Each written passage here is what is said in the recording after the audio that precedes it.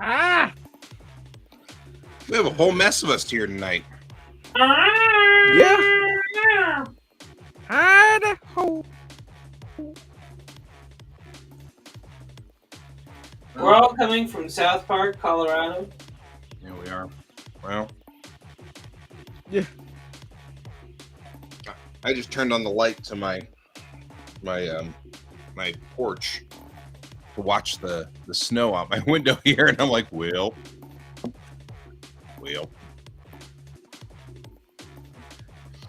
Good Yeah, I news have is all that my snow- windows covered.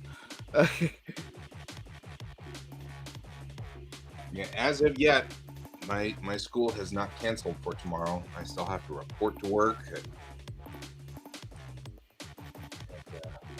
I have a question. If you have to report for work tomorrow, don't you work for a driving school? Yep. Yeah. Isn't it Some cruel kid has a and test unusual tomorrow. punishment for driving schools to be on the road tomorrow? Yeah. So you know what the rule is? What? The rule is if you slide at all during the driving test, it's an auto fail. That's what the Colorado DMV. That's their ruling on this. Are you serious? Yeah. So Man. there's a test scheduled tomorrow with one kid. I'm not doing it. I'm teaching I'm teaching class in a classroom, the warm classroom. So I'll be in classroom all day. All I have to worry about is getting to the location and getting home. And actually, I'm actually going to probably steal the EV tomorrow because electric vehicles are really, really good in snow because they're heavy in the head and all the weight's at the bottom. Good to know. Yep. So I'm going to take, we're already charging it up right now. So. Yeah. Yep, I'm watching that snow out there, but I wish they'd cancel. What I did do was tell my kids today that if it looked too dangerous, don't come in. And if you're not coming in, give us a holler. Tell us. Because then hopefully all 9 of them will cancel tomorrow and I won't have to go in. But I hate There's always that one student that's like, I really want Guy to teach me. Right. Well, I told them I'd teach them on Tuesday if they did. So, told them I'd be willing to extend onto Tuesday if they canceled tomorrow. But we will see. I feel like the odds what will probably happen is the worst of both worlds. Probably what will occur is they will cancel at 9:02 while I'm sitting in the classroom. So that I won't get paid for tomorrow, and I'll have to drive both ways in this weather. That's likely what is exactly going to happen.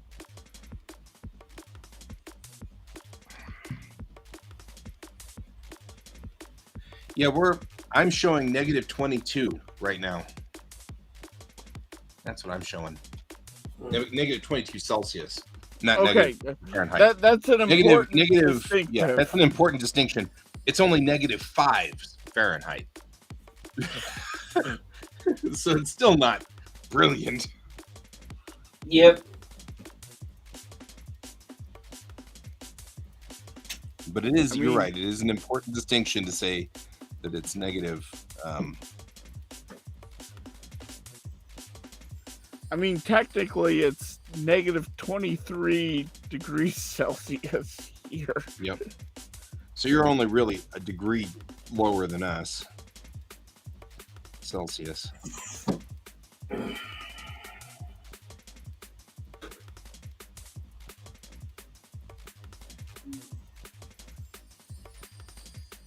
What's the wind chill currently?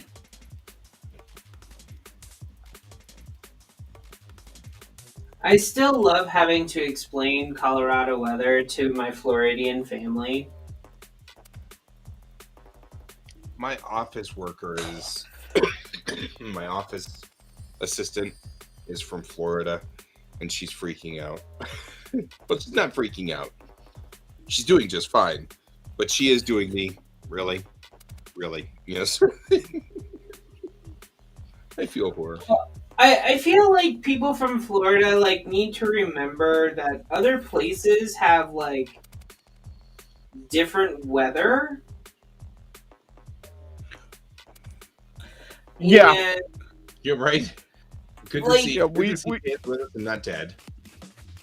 like I'm not trying to be mean to like where like my family's from and everything like that. Like they're not originally from there. Like most of my family is actually from New England. They're not from Florida. But like I'll be realistic. It's like not very pleasant to watch these people like gripe about snow and stuff when they don't really deal with it.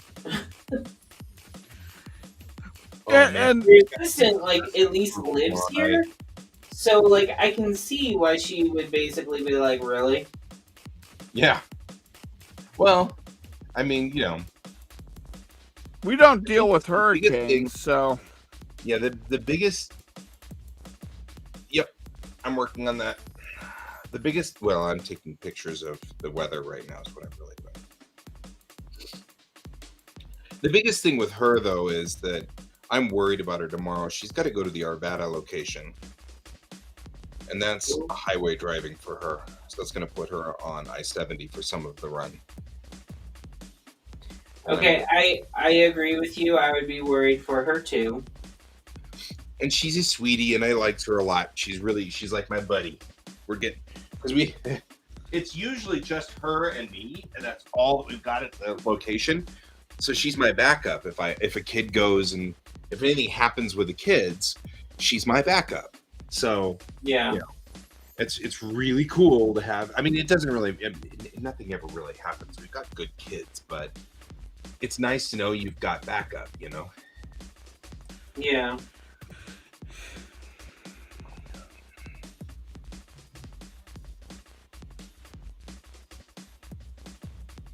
So. All right.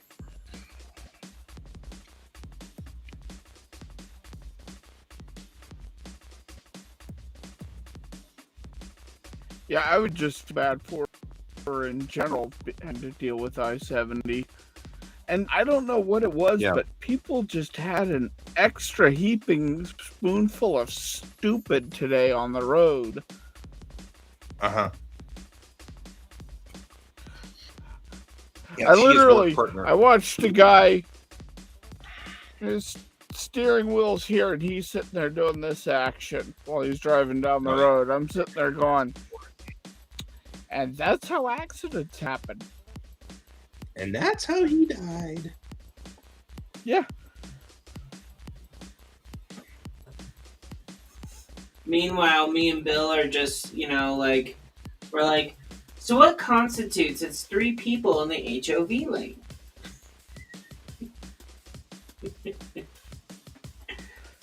By Colorado standards. It's supposed to actually get back up into reasonable temperatures on Sunday, like 10 degrees above in Celsius. That's about like Yeah. Me and Bill have 40 plans. something, 50 something. Me and Bill's have plans of going into our garage and actually cleaning it and organizing it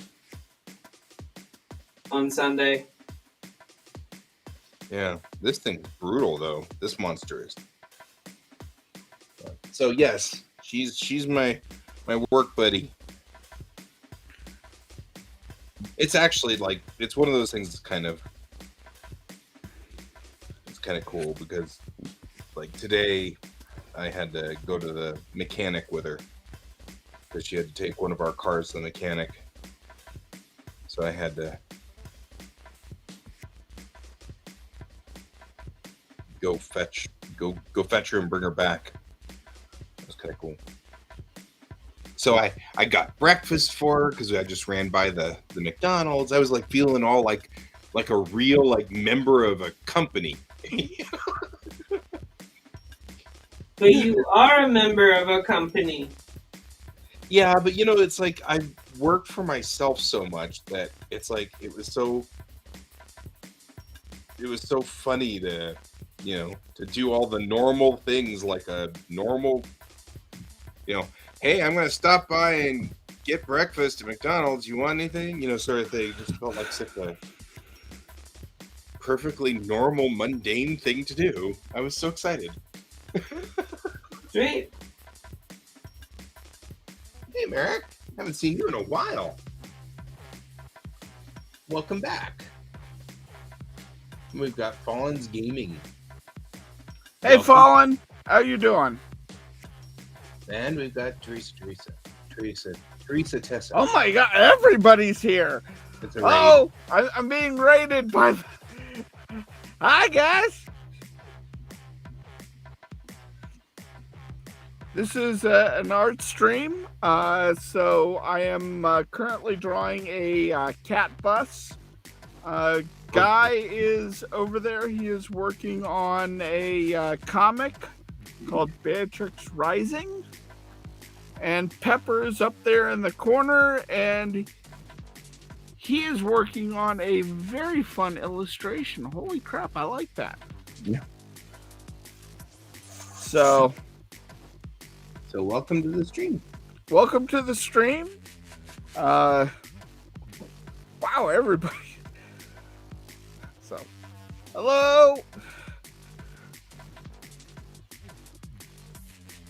And we're talking about the fact that all of us are Coloradans right now, suffering from epic temperature drops out there.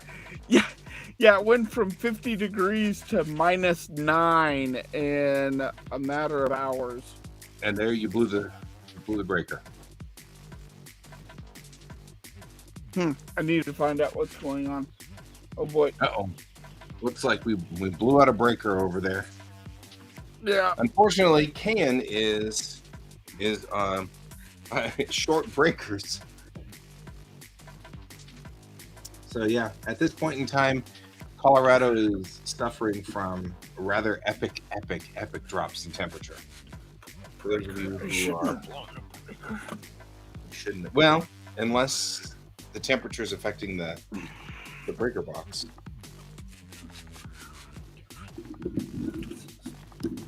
So, for those who are following from out of America, out of the U.S., right now it's -22 Celsius. Fuck. So, Okay, well then. are your heaters running, Ann? They were. And not only that, we were at 10 above Celsius, 10 degrees Celsius. At noon today, we were at 10 degrees Celsius, and now we're at -22 Celsius. So we've lost 30 degrees Celsius in a little less than about 7 hours. We got hit with this bomb, and it really is. It's kind of bizarre. So all of us are like sitting here, and I'm just watching the snow. It's only bizarre because normally it doesn't hit this time of year. Yeah, but it doesn't drop that fast. I was driving home from work this evening, and I was literally losing a degree every minute. Yeah. I left work, and it was 9.7 degrees below, and by the time I got home, it was -15. And I was like, okay, this is bizarre. I've never seen a drop like that. That was super fast. And my car was sitting outside at work. So it's not like the car was in a garage or anything like that. So they, I had to cool down or whatever. It was sitting outside. So I was like, what in the world this is just really weird. And like I said, tomorrow I'm going to take the electric because the snow is on everything. There's snow everywhere. And that electric car is so much better in snow and ice. So I'm just going to take it. I am very over it. So, all right.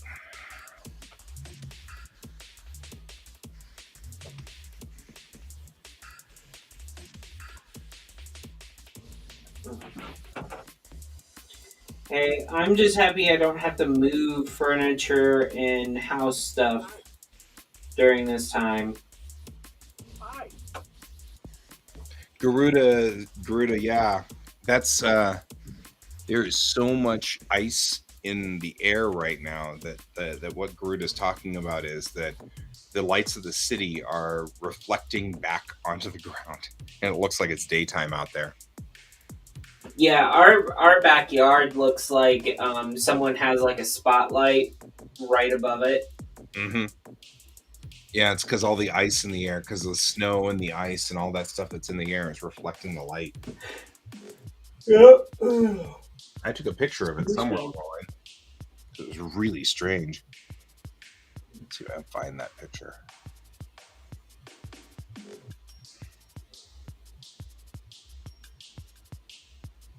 I mean, yeah, it's.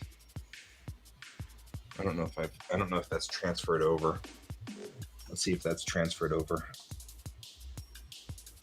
for the folks that are at home or not at home. For the folks that are on the stream. Don't cross the streams.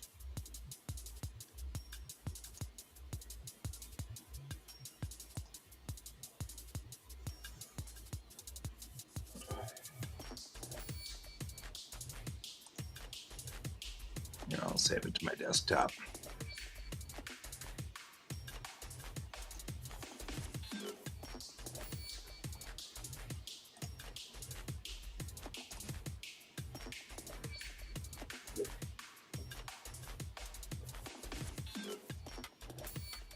Yeah.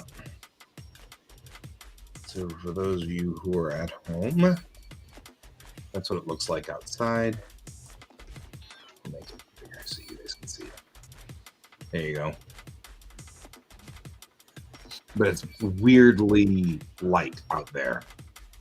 It's bright. It's very, very bright. Hey, Andrew. Everybody's at home.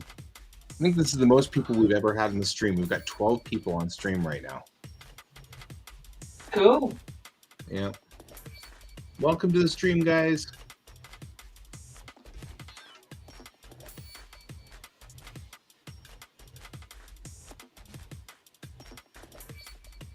Ken is trying to restore lights and heat to his little camper.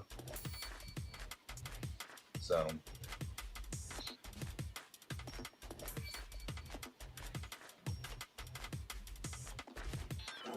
Right. Yeah, we've got our big tree. Well, that was from my bedroom window, which we have a big tree. We got 3 big trees that are right here. So it's a thing. All right.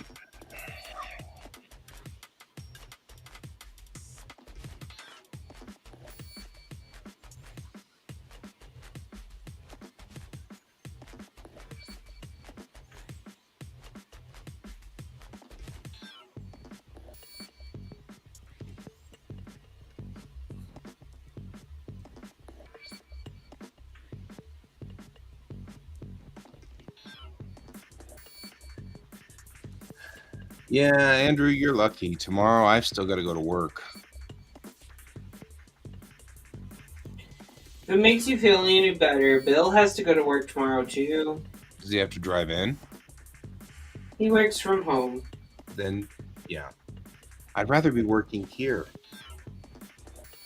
Unfortunately, tomorrow I've still got class, and I'm the teacher.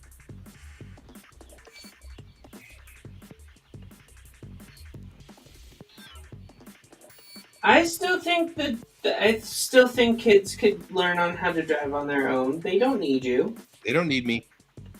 You know, I'm not gonna lie. I'm kind of with you on that one.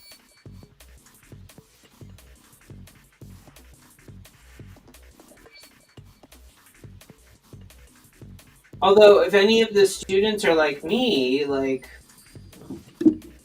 I would be worried for humanity. Humanity. Nope. Han's got his lights back. Oh, good. That means heat. And the drama continues. Okay.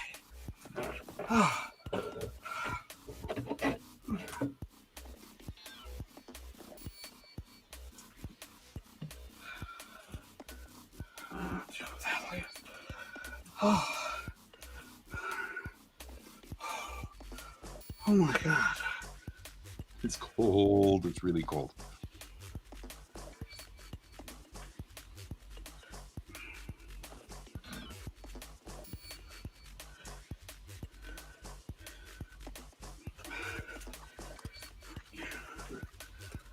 I was hoping my... Oh yeah, I'm actually teaching. I'm teaching the driver's ed portion. So this is... I'm not... Although, like I was saying at the top of the class or top of the show tonight, I know that one girl does actually have the practical tomorrow, and I'm hoping she reschedules, because if you the way it works with Colorado, if you lose control of the vehicle at any time during the test, you automatically fail the test, and that includes sliding or slipping in snow and ice. And so she's got a practical tomorrow. If she slips or slides, she fails. So I'm hoping she fails.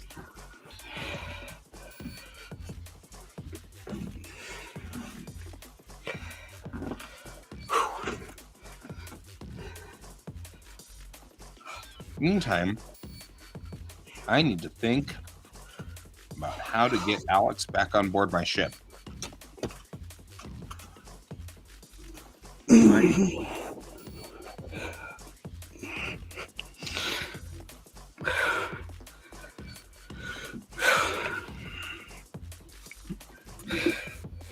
You're back. I am back.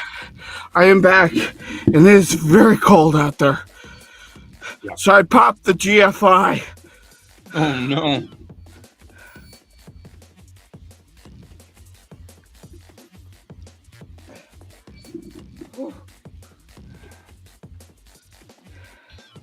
Yeah. It is very cold out there. I can attest to this. Kidnapper. Kidnap the girl who's driving tomorrow? I think really just hoping her parents decide this is not good. I was saying today, because like I was saying to all of my kids, I was like, okay guys, if it looks too dangerous, don't come in. Just give us a call and tell us that you're not doing that. And one of the kids was like, I mean, who's going to... Why don't we all just agree to not come in tomorrow? And I'm like, I love that. But you know, you're going to have that one parent who's going to be like, it's fine.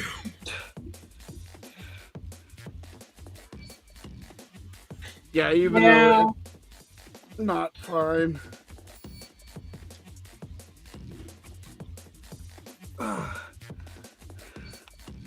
Okay.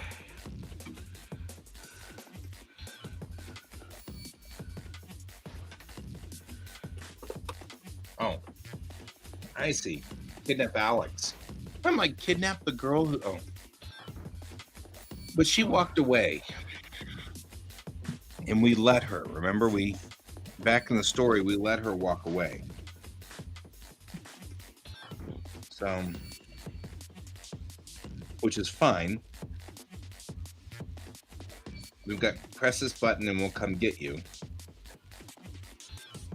Then we have the two captains talk. Yeah, this isn't typical weather for Denver. In fact, most of the city is starting to shut down. Yeah, I saw they're turning one of the auditoriums or something like that in Denver for like a warming station. Yeah. For the homeless. Yeah, they're doing that for a number of places. Yeah. Sorry I'm out of breath, but wow.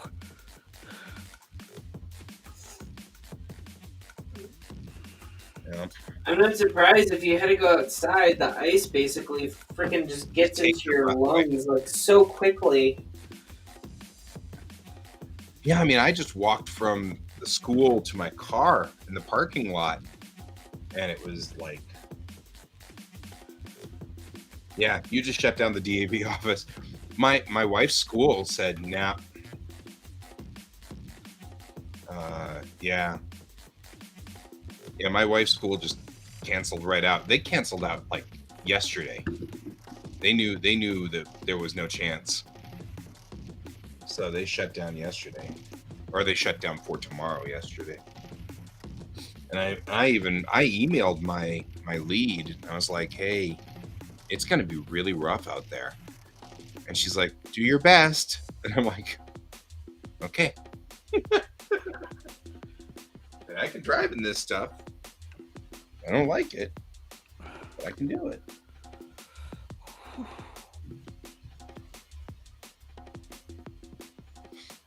right. I'll be right back.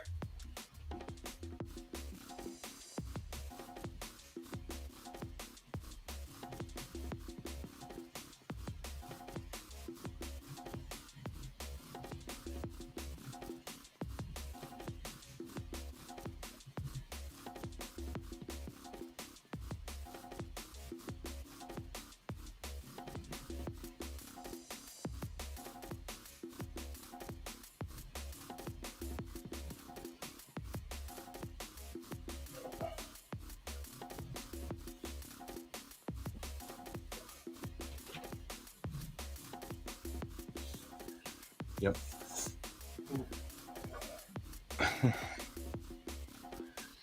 Andrew's like, "I'm not coming back till Tuesday."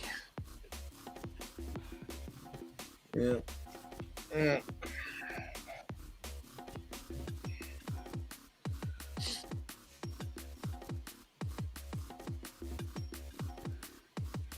Yeah, the worst part with having to go outside is I wasn't sure if the circuit breaker popped, which is in one side of the barn, or if the GI popped, which is what popped, and it's on another side. Right. With a locked door in between, which means I had to go outside again and go around. It's like, ah.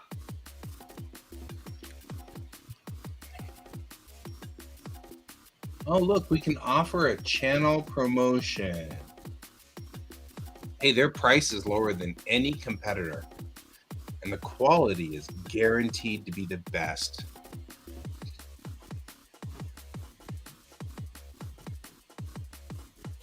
You know what that means. Means I need to get on my Twitch. Yeah, it's on Can's Twitch, not mine. So I don't have any control over it. I mean, And I can add it to a block list here.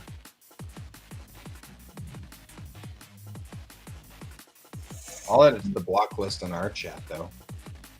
Yeah. I'll be realistic. I went to bed really late last night, so I'm gonna have to say that I'm probably gonna have to call it now for me. Yep. Well, since now I'm gonna have to get up at dark 30 to make sure I can make it to the school in time. I'm probably gonna leave at about 11 too. Alrighty. But Well, what you got so far? This is where I'm at with this. Oh, I like it.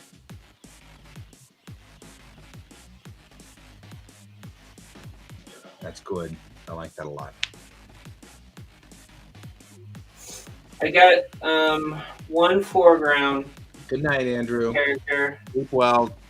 Keep warm. Night. Oh, and I'm gonna go night myself. Okay, you do that. We'll see you later. We like it. Thanks, Bob. Night, everyone. Good night, Pepper. Good night, Pepper. Okay. While I'm hanging out here, we got to figure out what I did with my character and why I kicked her off the ship. And now I got to stick her back on the ship.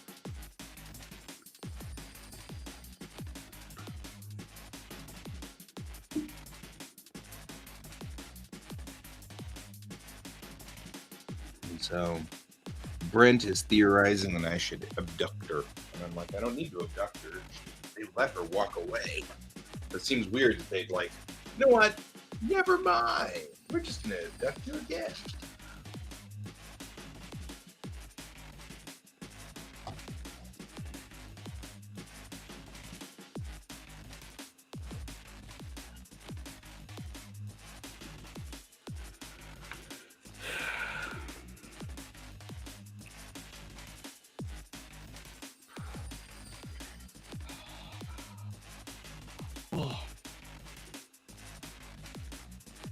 Did it just go out again?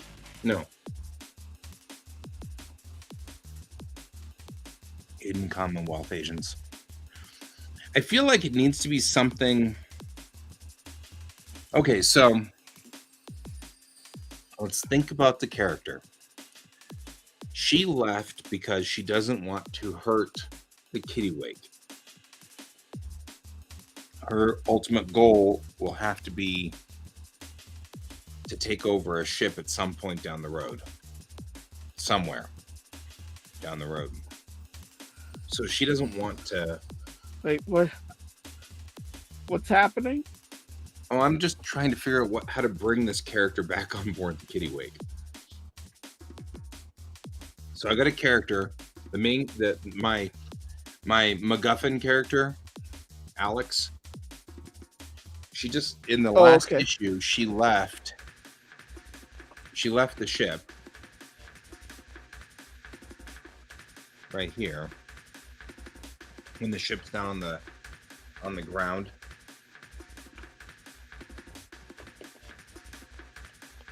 And now she's got to come back somehow. Have to make her decide it's a good idea.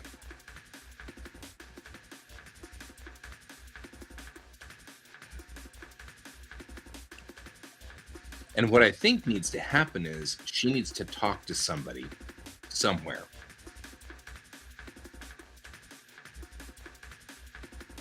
And actually what I think needs to happen is maybe I need to leave the MPV on the surface. Yeah. Because then if I put the MPV on the surface, then I've got the Marines and I've got Mayrel on the planet's surface. And that wouldn't be bad. Because then she could just, at some point show up at camp, so to speak, where Mayrel is, and say, well, I was thinking of leaving, but now I'm not, or whatever. At least I'm at least a step closer now to getting her back on board.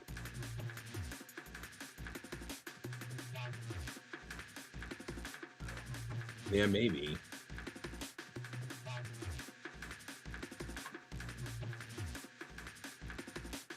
I feel like we have to do, it's hero's journey. So part of this has to be, talking to the Obi-Wan Kenobi character of some sort.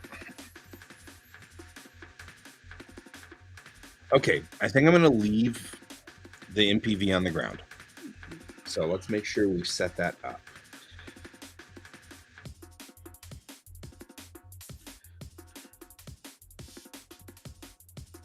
Right.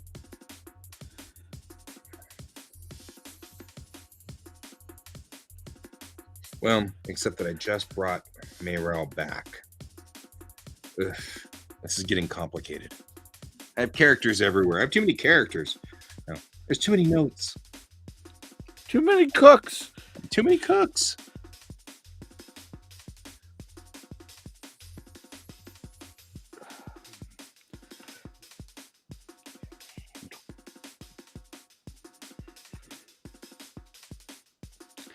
By the way, going outside like that, you know how it felt? It actually felt very much like the Shining out there with the snow and everything. It was just that eerie quietness and just freezing cold. I feel like, wasn't that what inspired Stephen King with something like that? Because he doesn't, coming from Maine, he doesn't get this. This is a very different feel. Well, he actually used to live in Boulder. Oh, well, that's why. And he went up to Estes Park. Now, remember, this is the 70s, back when the Stanley was a dump. Right. And it was the end of the season, and so they were shutting down, and there was hardly any staff there. Of course, they always had the ghost stories. and that's where the stand came, or the shining came from.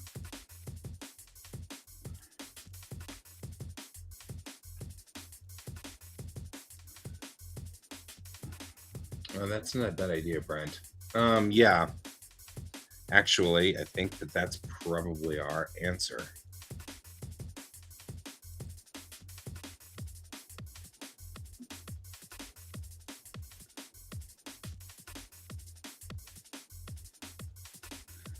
And to answer your question, Brent, absolutely, I need a mod. Do you want the job? Brent gets hired.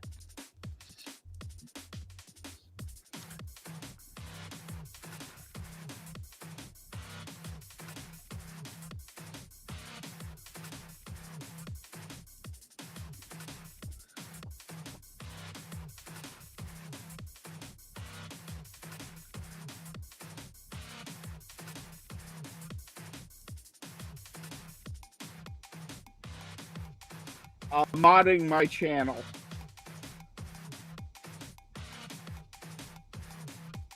I actually think that Brent is onto something on my side as well. And what we're going to do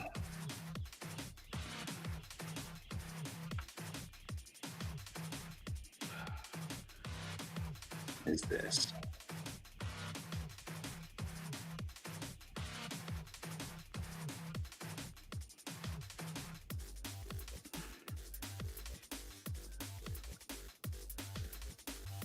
Yeah, it was funny. I went out there and I had to turn on the light, and I was, did all the, and then I was going to leave, and one of the alpacas is looking up like, "What the hell, man?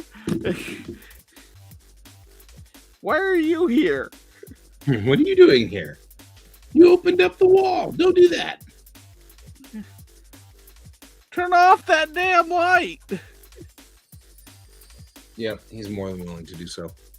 So, Brent, you were saying something about maybe it's the what do you want to call it the MacGuffin's MacGuffin. I think that's not a bad idea. I think you may be onto something. I think what we're going to have is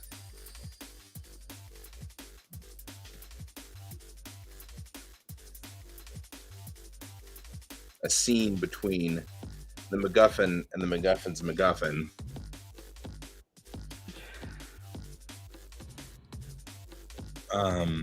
Talking earlier than I did before. So the scene originally in this story, at the very, very end of this issue 3, was going to be Alex having a discussion with an AI that nobody can see except Alex, which then says, "Why did you choose to come back to this ship?" and stuff like that, and sort of wrap the story up. If I move it earlier and have it where, like, Alex is in the rubble of a city somewhere, and she started a little fire, and she's warming herself by the fire, and the AI shows up and says, "Well, now wait a minute, why are you here? Why aren't you doing something like, why aren't you following our mission or whatever?" And she says, "I didn't want to take over the kittiwake, and well, why don't you take over one of the Commonwealth ships? There's a zillion of them everywhere now." He's like, "There's a zillion of them," sort of thing. I could see that. And yeah, well, maybe we should go help the kittiwake. Wait a minute, were we helping them or were we taking them over? What do you make up your mind? Sort of that kind of thought process. We could have a scene like that. Are you gonna show the AI? Yeah, the AI shows up as a cat. It's a long story, but essentially, in the very beginning of this arc, 500 years ago, the AI took whatever form she wanted, and she always wanted a cat. And so the AI took the form of a cat. And it's 500 years later, and the cat's still with her. But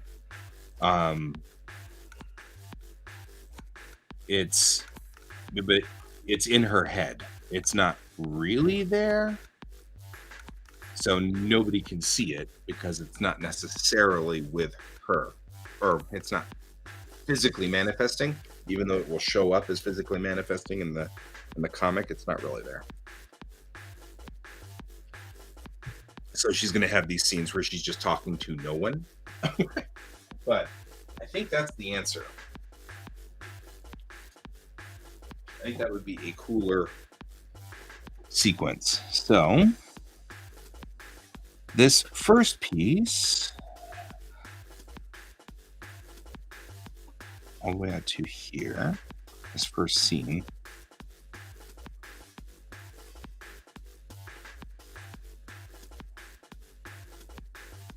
all the way to here.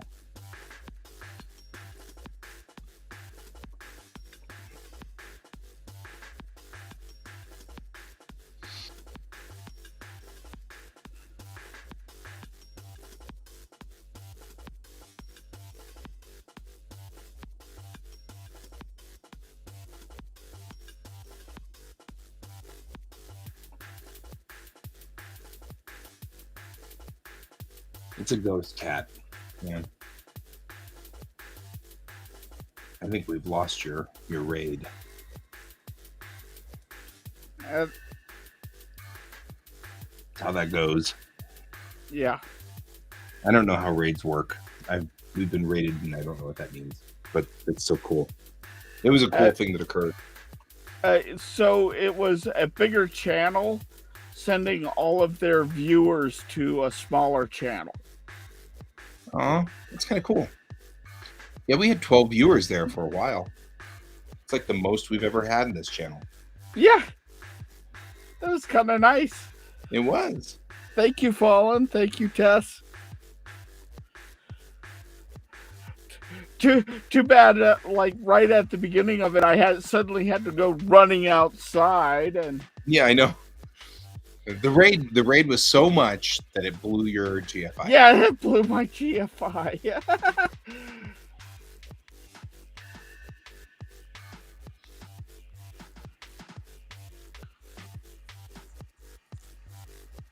And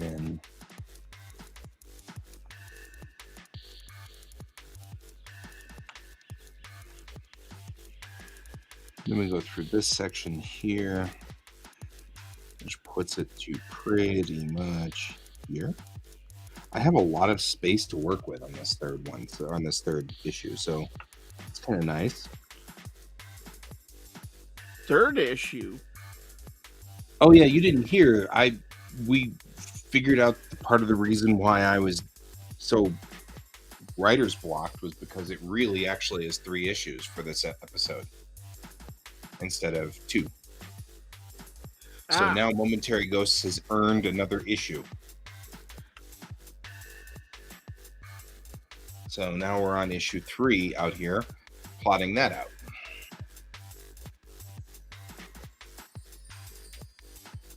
Yeah, couldn't handle the strain. Maximum occupancy 10. So.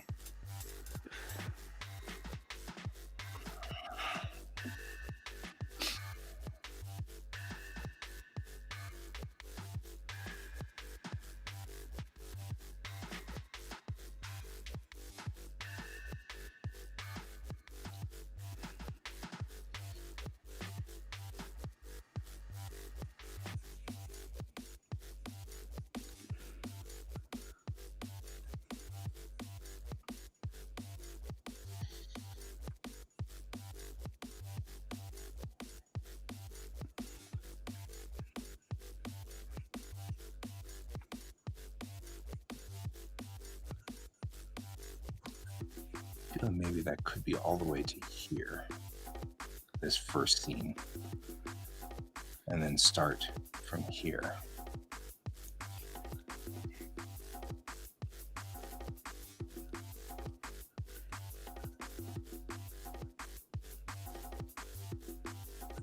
Yeah, Fallen is from Alaska. So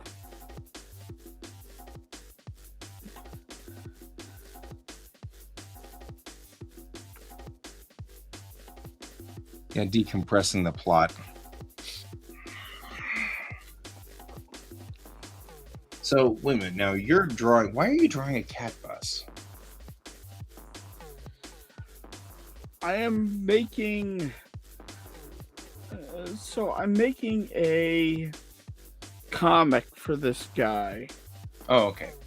Just a fan comic. Yeah. This is not your magical girl. No. Yeah, I'm getting very confused there on that one.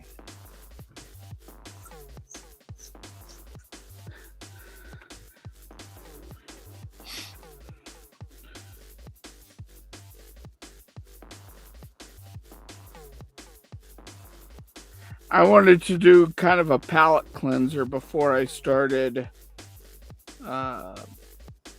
issue 5. Completely different. I thought it would be fun to do a comic.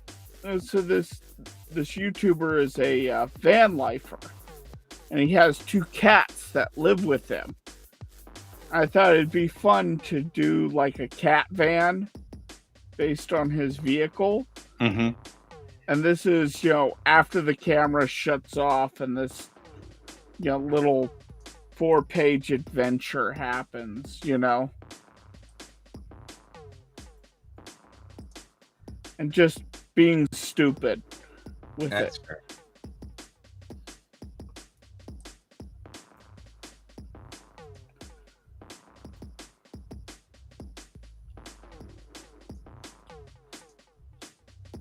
Because I can't do the other comic I'm working on, because that's not Twitch safe.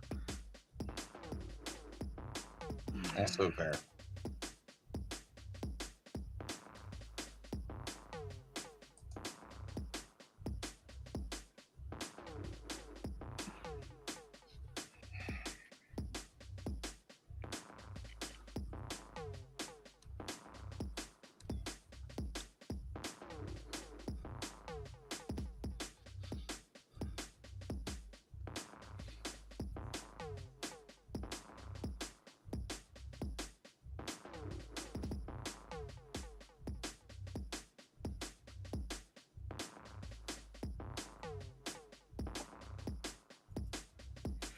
Get how he signs off.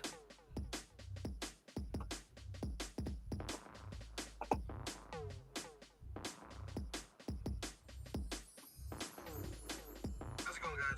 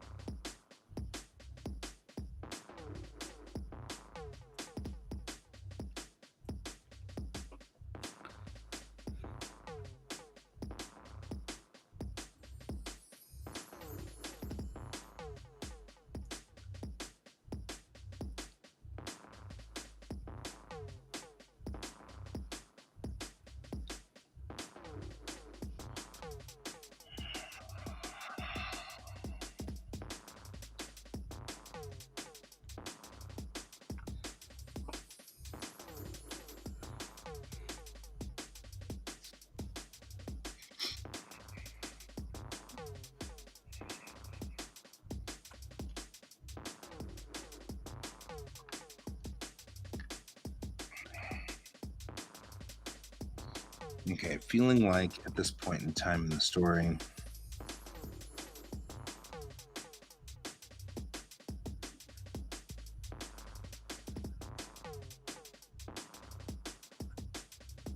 we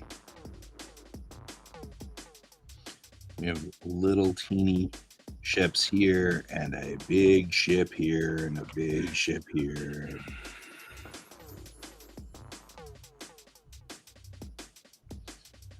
A very large ship on the tactical display. There.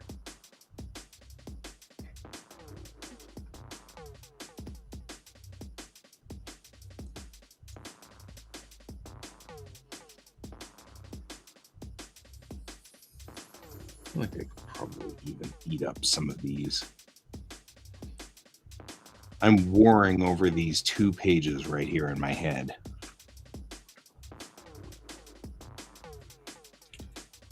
It's a war inside your head. Because I could have 8 pages devoted to this discussion between Alex and the cat. But it could be all of the plot setup right here.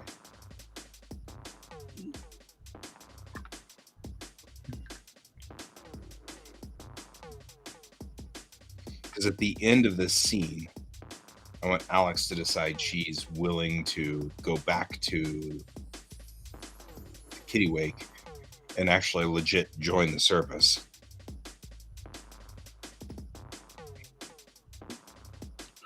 You know, maybe you're overthinking the setup a little bit. Maybe. Maybe it's something as simple as she asked the AI, it's like, so first of all, have they met the Commonwealth yet? Yeah, they've already hit it head on with the Commonwealth. But Alex sort of sidestepped that. I mean, like, she walked away in issue 2 from the ship during the scene where the one Commonwealth destroyer was being friendly. So the one Commonwealth destroyer is there, shows up, says, "Hey, I just want to help, put Moment back up on its feet." During that scene, Alex is like, "Do I have to be here?" And the doctor's like, "No, I technically can't hold you." And so Alex says, "Okay." And so she leaves the ship. So then we go through the rest of the story where then the captain of the Commonwealth ship's like, "Well, I'm sorry to have to tell you this, but I just got new orders and we're going to take over Moment. I'm sorry. That's just the way it goes." And the last part of issue 2 is the Commonwealth fleet showing up, which is a couple of light cruisers and a heavy cruiser and a bunch of destroyers. So are they powering up weapons? That's just at the very end. There's a couple of freighters and stuff like that. Then the next one starts with the QuaCk in orbit trying to get away from that fleet. You know what I mean? Like, so maybe the conversation is the AI goes, I've detected, several cruisers from the Commonwealth, right? And the QuaCk is now fleeing, right? And she goes, "So what you're saying is that they're out to destroy the QuaCk?" Right. Yeah, that's what I was thinking too. And just kind of making it where she's suddenly putting 2 and 2 together where, hey, maybe these weren't the good guys coming in. Right. Well, actually, what I was thinking was more along the lines. So the drive of the character is, for reasons of the story, she needs to ultimately have control of a ship. It doesn't matter what ship, but probably military grade is better, because private ships would go really too slow, and she really needs a military grade vessel. It doesn't matter. She has a mission that we'll find out about over many issues of the comic. When they started this whole thing, her mission sort of was take it over by force, because just by laissez-faire, it's like, that's what you do when you're taking over a ship. You just do it by force. And the turning point on the character is when she decides, you know what, we could also do it by asking somebody. You know what I mean? Like kind of that thought. Yeah. And so the AI is coming in. The cat is his whole thing is going to be, okay, so you've decided not to take over the QuaCk. So you want to take over one of these Commonwealth ships, and her whole thing is, yeah, no, I don't think I want to do that. And then he's like, well, they're gonna win the war up there. There's a whole bunch of ships up there, and they've got the little Unity ship is outnumbered by a lot. And Alex is kind of doing this like faraway thinking thing, and she just does the, what if we just kind of worked a different angle? What if we tried to do this by trying to garner help? And then the cat's like, you'll never get help. They're never going to help you. Your whole mission is enough to shake their world to the very core, sort of thing. And we won't mention what the mission is, but the cat's kind of doing that. And she's like, well, maybe, but what if you did? What if we did that? What if we did that kind of thing? And so the cat's like, you're thinking of going back to that little teeny Corvette, aren't you? And it's like, she's like, yes, that's actually what I'm thinking of doing. And so I think that's what I'm thinking of here, is that because one of my top-down concepts is, not everybody is evil. And even missions that are difficult and tough, where there's always like a diplomatic version of it in some way. So I think that's what I want to do. Mm-hmm. So she talks herself into going back to the ship with this cat. So when I say I'm warring over these 2 pages, it's, do I want this to be the QuaCk running away up here and then have 8 pages to this? But I think this is a big enough, important scene for me to use 8 pages on.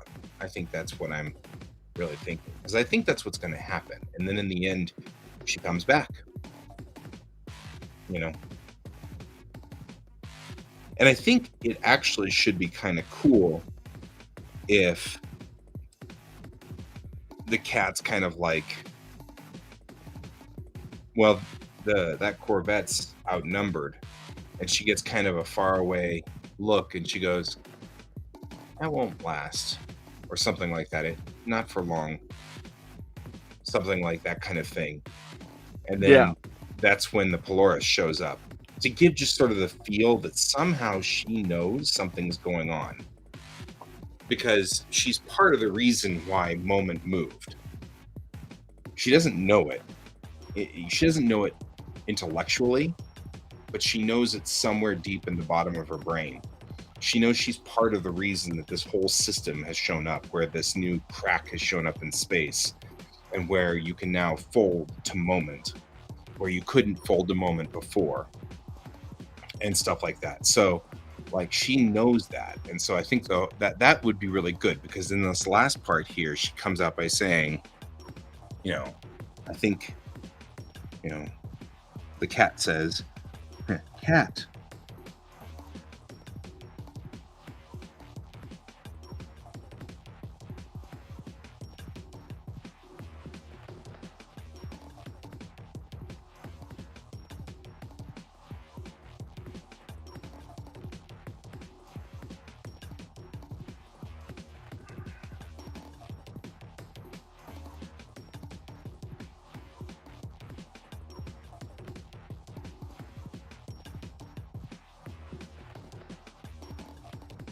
There we go. I think that's what I wanted to do.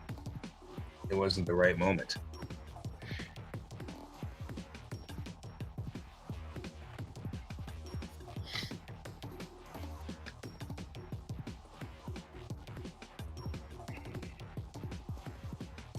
And then this is the big reveal.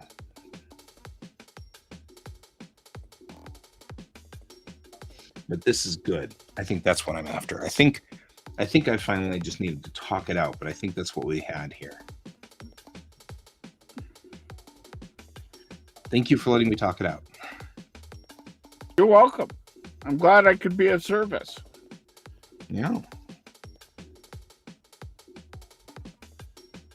Send her to Mos Eisley.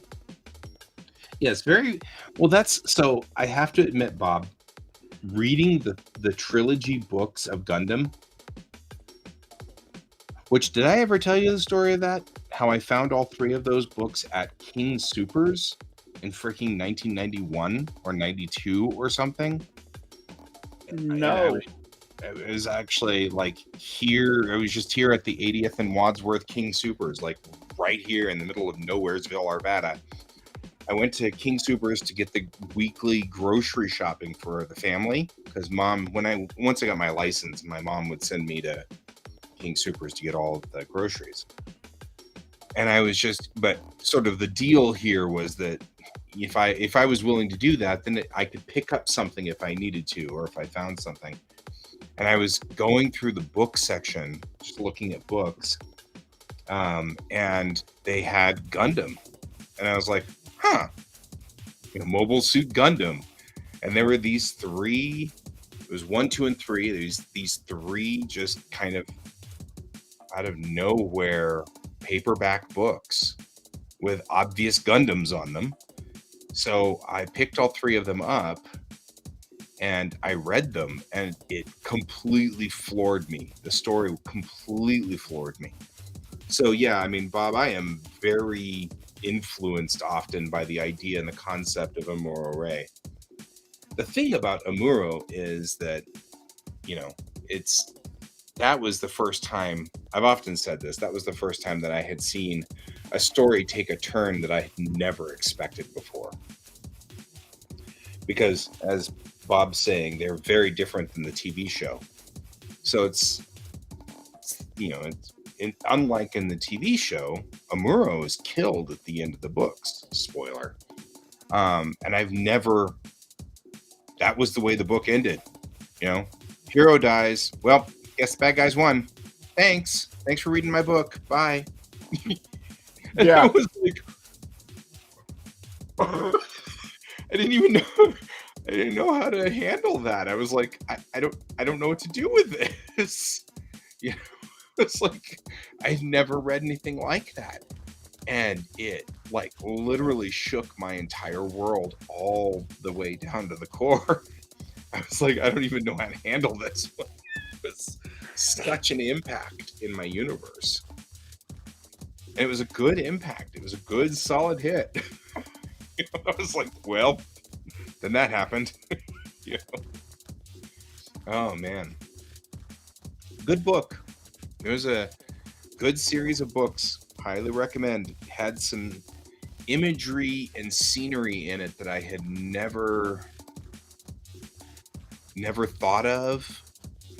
But it's part of the reason why I absolutely adore any of the Gundam series where they go back to Universal Century and deal with new types. I love that so much because it's such a... Yeah.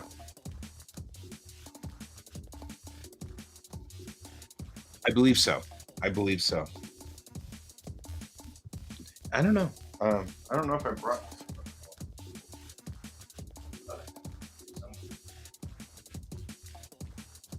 I found them recently. I just don't know whether they're downstairs or up here. Downstairs still. I should bring them up here. Like I said, I have like the most influential books of my life up here. So they really should be up here. Anyway, I think I have gotten through the biggest riddle that I wanted to do on this one. Everything else is just making sure it solidifies, but issue 3 now looks like it's got at least the skeleton in, which is important. Oh yeah, George is not having a problem. George doesn't go outside ever, so George never has issues with this. And hello, Jerry. Okay, I'm going to go downstairs and get those books and bring them up here. I'll be back. Okay. See you in a moment.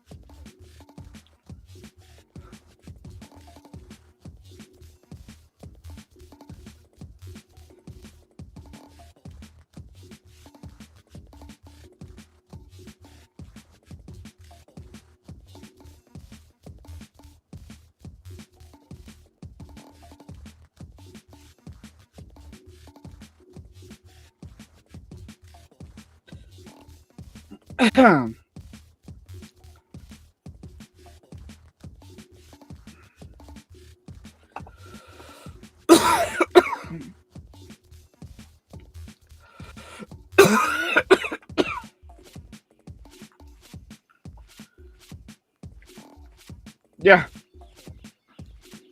Hello, Max. How are you doing?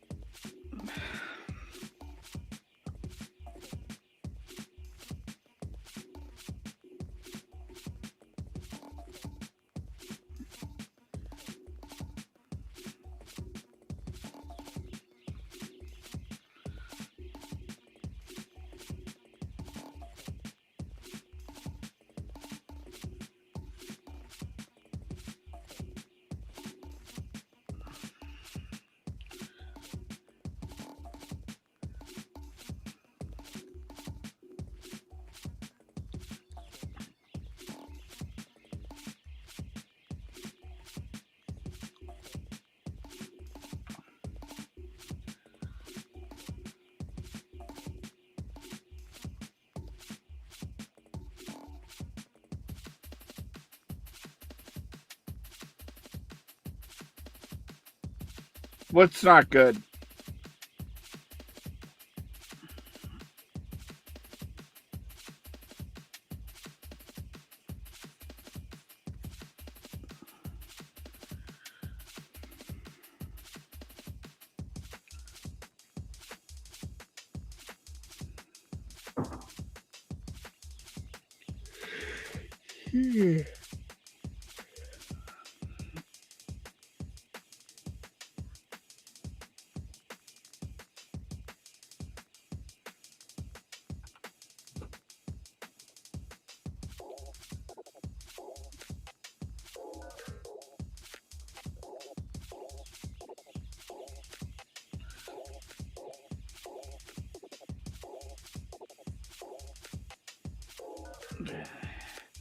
Yeah, I'm gonna watch out for it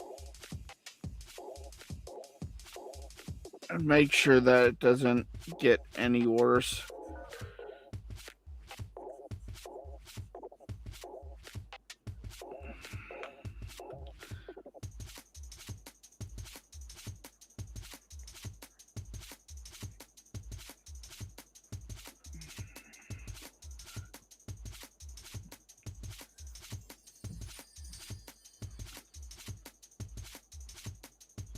Well, I didn't find them, which makes me wonder what happened to them. I'm sure I've got them somewhere. We found them. I remember Mariah and I both finding them. So,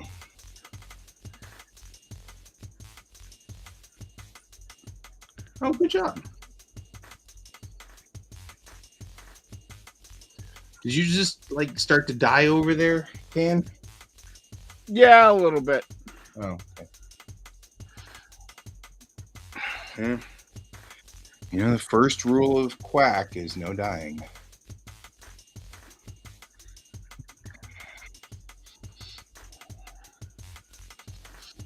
Okay. Well, what I really ought to do, though, is I probably ought to bomb out of stream and go to bed. Yeah, I'm thinking that as well. Just call it an early night and come back to it in the morning. Yeah. Because I'm thinking, and congratulations, Brent.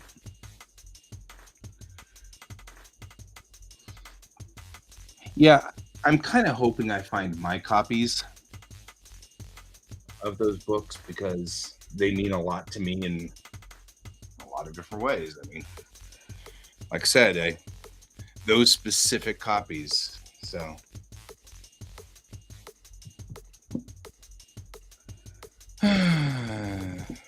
Well, I mean, I hate to say this, Jerry, but judging from the number of people that know that we exist, clearly I think that might be the first rule of QuaCk.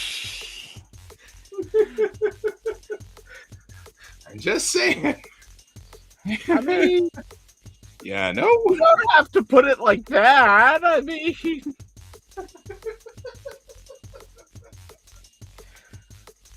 Oh, man.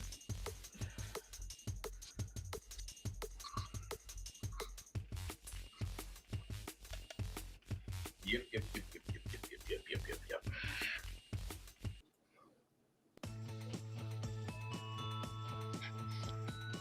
So I'm glad that Bob mentioned this.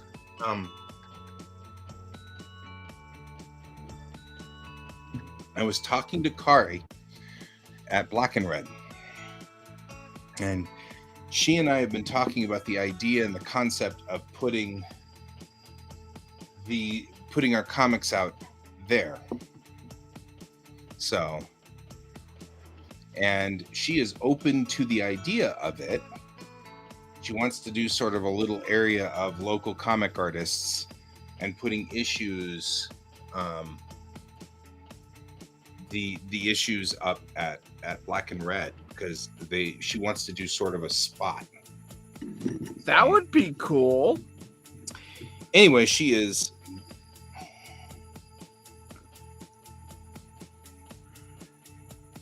Oh, okay. Brent's sending me things. And it's coming in on my Dick Tracy watch. So anyway, so just so that that's something to think about. She's open to the idea and very willing to do it and wants to do it, and wants to kind of get like a bunch of local artists in and have just like, hey, here are the local, and she's even willing to put it out on Black and Red's Facebook page and stuff. And I said, that'd be awesome, because my buddy Kayan and I are both doing our these, on these comics, and we've probably, and she was saying wait until after the first of the year because it's a little crazy right now. And I said, that's fine. I said, I have one issue down and I've got 2 issues in the works. So, oh, okay, cool. Don't worry. After the first of the year, she'll, I'll only have like, another 10 comics done. Right. You'll have an entire series. You'll be on series 2. You are like you're like our own personal Rumiko Takahashi, right? Like, totally.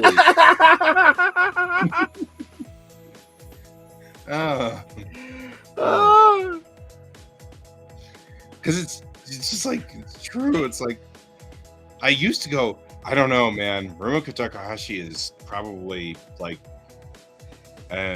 she's probably on cocaine all the time or something. I don't know how she does it. Yeah, she's really 4 people. And then I met you, Kayan, and then I'm like, nope, that's just, some people are like this. Completely changing the perception of manga artists. Just changed my entire opinion of Rumiko Takahashi. Oh, well. Okay. We should call it quits tonight early so that we can all go to bed, so that when I travel on to have to go to work tomorrow, I don't die a horrible death. Yes. So, all right. I saw the thing that you were showing me, by the way, Bob, and that's very cool. I like that. That was neat. Bob was showing me his Charlie Brown or his Peanuts book. So that was cool. And I think that's a nifty. It's a golden celebration. I love Peanuts. It's just so cool. Yeah, I don't get to sleep in tomorrow. I did meet Ipangi Bong. And Bob, there is so much story there. Because it all involves Ipangi and Kuni and Steve and like all of that was like, whoa. So, anyway, there's a lot there. Someday, you and I are going to have coffee and we can talk all that one out. So, sweet. I actually, at the beginning of this week, on Monday, messaged my manager and said, okay, Thursday is going to be a mess. Like, it's a huge storm. It's rolling in. It's a nasty storm. And she was like, okay, well, I'll talk to the manager and see what the manager says. And then later on, she was like, the manager says, do your best to get to work on time. Gee, thanks. And I was like,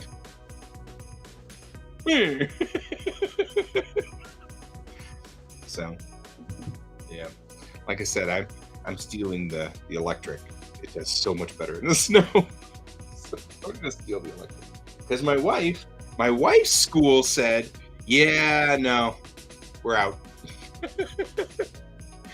My school, on the other hand, is like, we don't care if you die. It's all good. Yeah. Actually, that's probably not true. What probably really happened was my school said, you're a bunch of driving instructors. You shouldn't be afraid of snow. I'm like, we're a bunch of driving instructors. We know better than to drive in snow. Oh, well. We have a fair bit of it, don't we? Yeah, we do. Look at that. Yeah. Oh, man. I hope Alex is doing okay out there. Did he still go? As far as I know, because he's gone. Right. So Alex of Geek Tank fame decided to go dancing tonight downtown. I mean, Yeah. I personally wouldn't have, but hey. Brent says I'm hi. just saying, it's a bit cold out there. Yeah. Yeah, Bob, you still I still talk to Steve from time to time too. You know, off and on. That's what I thought too. But Alex is Alex. And sometimes he just, I don't know. Well, So, okay. gonna head off. Well, guys, we're all heading out. We will see you all later. Thanks for joining us, everybody. Thanks for the raid. That was cool. The raid was Yes. awesome. And we will see you guys then. I will be back tomorrow night, and I don't know whether you'll be running stream tomorrow morning. Can? I hope you are. I'll see what's going on. It depends on how much work I have to do with the farm. Right? Whether the alpacas are like, that's it, we're out. Yeah. Yeah. They're just going to spit at you. Because that's what alpacas No, they enjoy this weather. Because they're big and floofy. Yeah. So adorable. They're adorably floofy. That's right. They would be like, yeah, this is great. This is fun. Okay. Good night, everybody. Stay warm, everyone. Yeah. This is brutal. Check in with us tomorrow, Kane, to make sure that, because I'm gonna worry about you. You know how that goes. So keep checking in. And then, as always, when the clouds break, you can keep your eyes on the stars. Good night, everybody.